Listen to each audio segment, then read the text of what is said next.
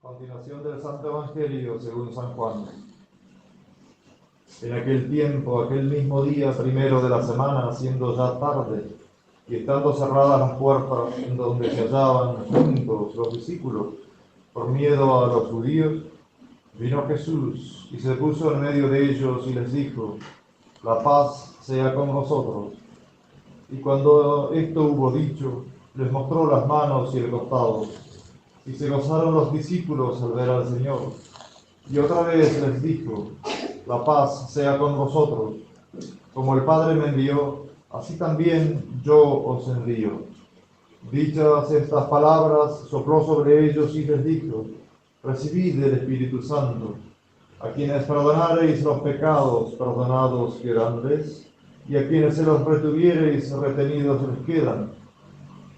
Pero Tomás, uno de los 12, que se llamaba Dídimo, no estaba con ellos cuando vino Jesús.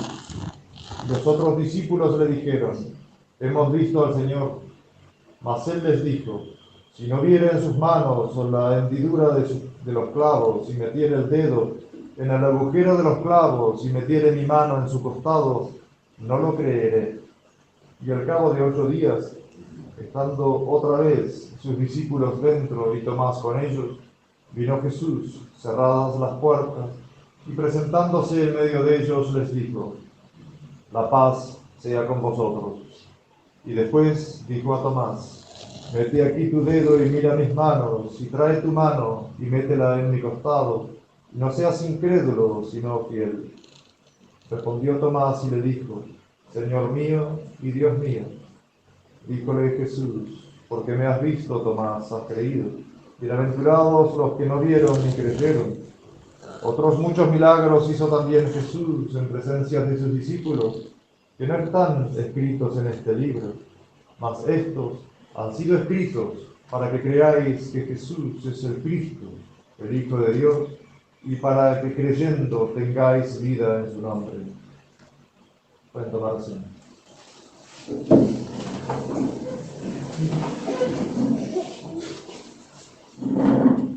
La epístola está tomada del apóstol San Juan.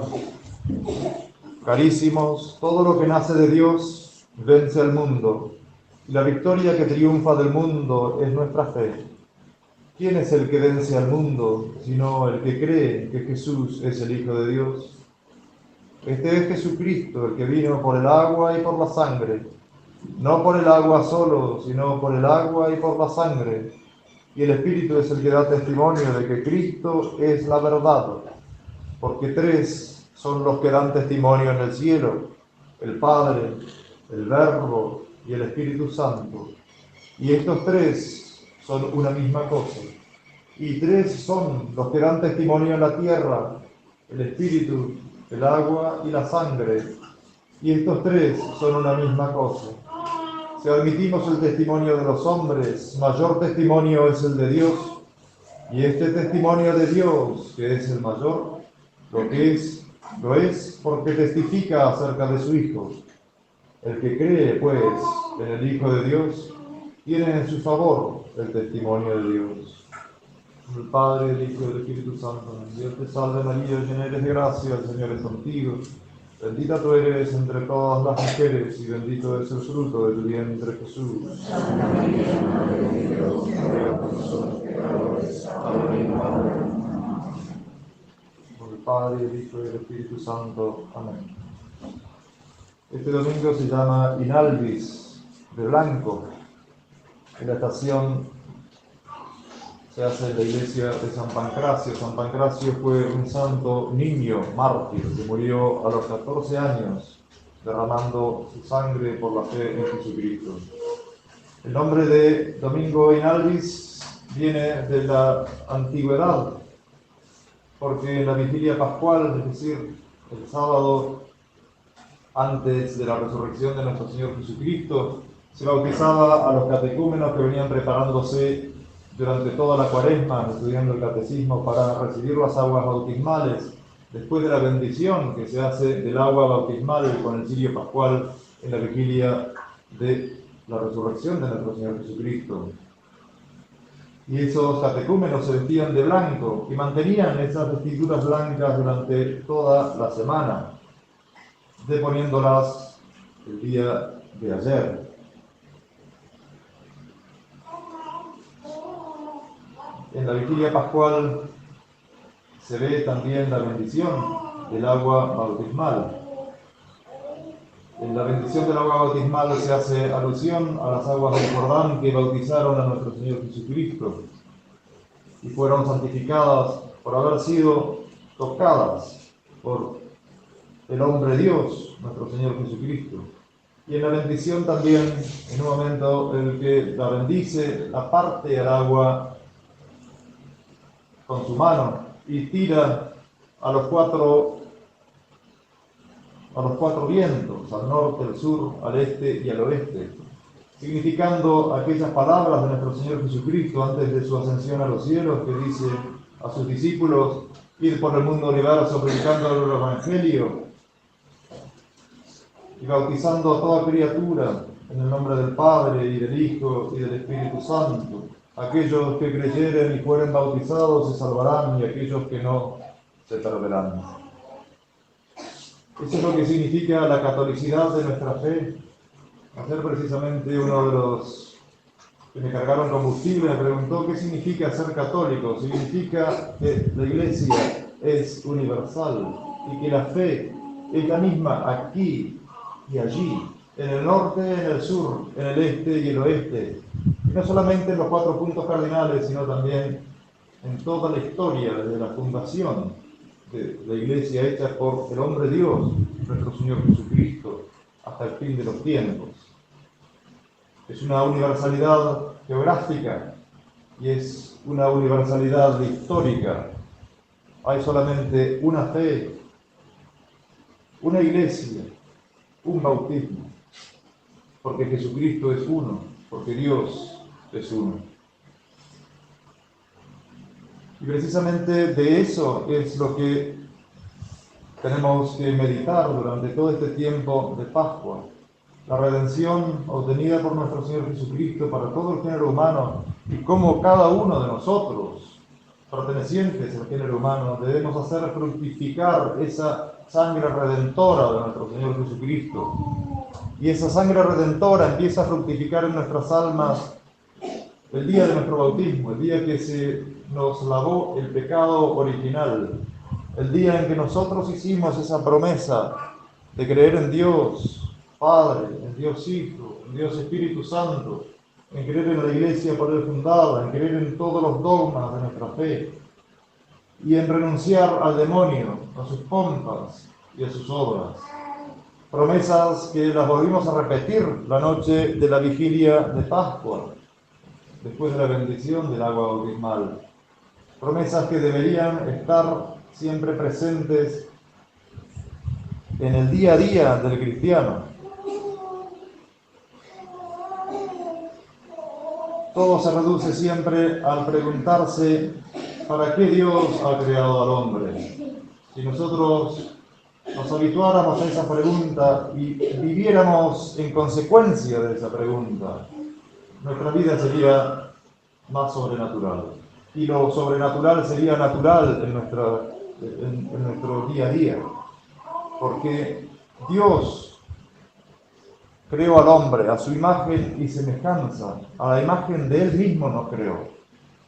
Y nos creó para Él. Como dice el Evangelio de San Juan, todas las cosas fueron hechas por Él, y sin Él nada ha sido hecho de cuanto ha sido hecho. Y el hombre es la criatura más perfecta, salida de las manos de Dios. Y por supuesto, entre todos los hombres, la perfección de la creación está encerrada en María Santísima. Porque la Virgen Madre de Dios, en vistas a que iba a ser Madre de Dios, fue preservada de la mancha del pecado original y nunca estuvo en las garras del demonio por el pecado.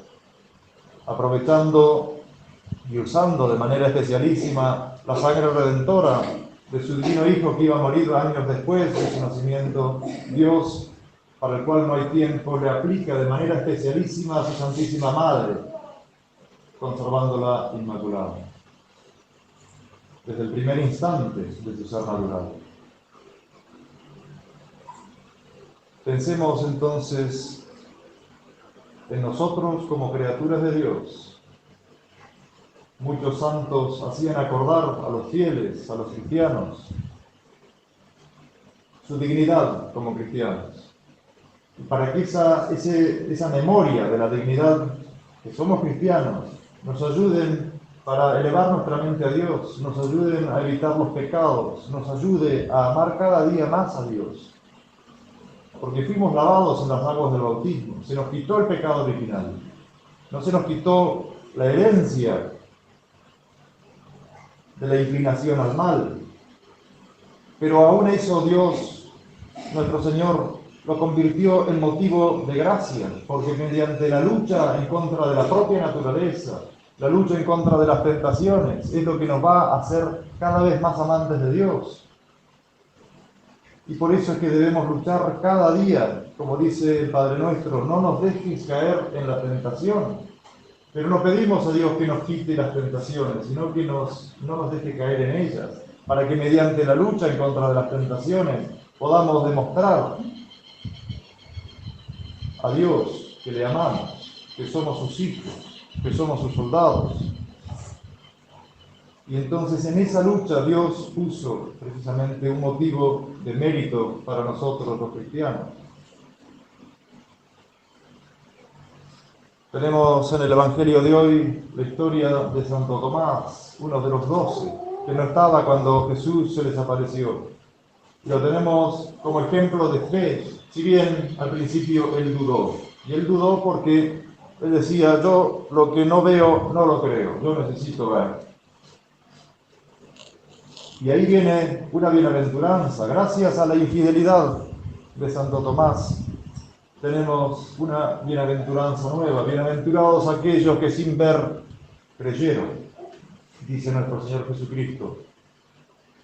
Y Santo Tomás hace un acto de fe sobrenatural, porque cuando él lo ve a nuestro Señor Jesucristo y realmente pone sus dedos en el costado y en el lugar de los clavos, él dice, Señor mío y Dios mío. Él veía al hombre con sus ojos naturales, pero creyó en Dios. Vio la sobrenaturalidad de esa resurrección. Y la infidelidad que antes había sido precisamente porque él debería, quién sabe, haber creído. Tenía todas las herramientas para haber creído antes. Porque nuestro Señor Jesucristo les venía diciendo que Él era el Mesías y que de acuerdo a las profecías Él debía ser entregado, Él debía padecer, Él debía ser coronado de espinas, Él debía morir en la cruz, pero el tercer día iba a resucitar. Y es que la fe de los discípulos de Santo Tomás, sobre todo, era como muy natural. No era la fe sobrenatural. Ellos querían a nuestro Señor Jesucristo con un aspecto demasiado terreno. Y entonces, cuando realmente suceden estas cosas, como que se habían olvidado de aquello que nuestro Señor Jesucristo les venía diciendo desde que los conocía. Señor mío y Dios mío, fueron las palabras de Santo Tomás. Palabras que fueron eternizadas, porque son la ejaculatoria que debemos decir cada vez que vemos el Santísimo Sacramento, cada vez que se eleva la hostia, cuando atendemos a la misa, que se eleva la hostia inmediatamente después de su consagración, en donde ya no hay pan, sino que está el Señor, Señor mío y Dios mío, y es un acto de fe preciosísimo, porque los ojos del cuerpo ven un pedazo blanco de pan, pero los ojos de la fe, los ojos del alma, ven a ese Señor que es hombre y es Dios. Y esa es la fe que hemos recibido el día de nuestro bautismo. Hagamos todos los días ese acto de fe. Recemos para que se engrandezca, como lo hicieron los apóstoles pidiéndole a nuestro Señor Jesucristo, agrándanos nuestra fe. El justo vive por la fe, dice nuestro Señor Jesucristo. El que cree, pues, en el Hijo de Dios, tiene en su favor el testimonio de Dios, dice la epístola de hoy. Y tenemos, bienaventurados los que sin ver creyeron de nuestro Señor Jesucristo. Eso es la fe, precisamente. Por eso es una de las virtudes que en el cielo, cuando estemos, Dios mediante, todos reunidos, después de haber vivido una vida realmente cristiana y lejos del pecado aquí en la tierra, la fe va a desaparecer en el cielo, porque ya vamos a ver cara a cara. La fe es precisamente ver sin ver. Santo Tomás vio el cuerpo de nuestro Señor Jesucristo y creyó en Dios. Nosotros vemos la hostia blanca, un pedazo de pan, y creemos firmemente, porque es dogma de nuestra fe, que ahí no hay más pan. Está nuestro Señor Jesucristo con su cuerpo, con su sangre, con su alma y su divinidad. Cuando estemos en el cielo, Dios mediante, y Dios quiera, lo vamos a ver a Él cara a cara. Ya no va a haber más fe, ya va a ser vista. Por eso San Juan dice que la mayor de las virtudes es la caridad, porque la fe va a desaparecer, por lo que acabo de decir. Vamos a verlo a Dios cara a cara. La esperanza va a desaparecer, porque ya aquello que hemos esperado con tantas ansias de llegar al cielo, lo vamos a ver obtenido, Dios mediante. Lo único que va a quedar es la caridad, que es el amor de Dios, y esa caridad tiene que empezar aquí, y como base en la fe. La fe es una virtud en cuanto que está informado por la caridad. Nadie puede creer en Dios sin amarlo. Y en eso consiste la vida del cristiano. Creer en Dios, amarle. Y amarle significa cumplir su voluntad, que está en esa ley de los 10 mandamientos, que se reducen a los 2 primeros, dichos por nuestro Señor Jesucristo. Amarás a Dios con todo tu corazón, con toda tu alma, con todo tu pensamiento, con todas tus fuerzas, y al prójimo como a ti mismo. En esos 2 mandamientos está el resumen de toda la ley. Y ese amor debe ser efectivo cada día, que influya, que sea como la sangre en todas nuestras acciones, en todos nuestros pensamientos, en todas nuestras obras, en nuestro trabajo, en nuestro estudio, en nuestra familia. Hacerlo todo por Dios y para Dios y con el amor de Dios. La Santísima Virgen María Inmaculada, que aprovechó al máximo esta redención de su Divino Hijo, sea ella nuestra intercesora para que nos enseñe también a cada día amar más a Dios y hacerlo a este amor más efectivo en nuestro cada día. En el Padre, y del Hijo y del Espíritu Santo.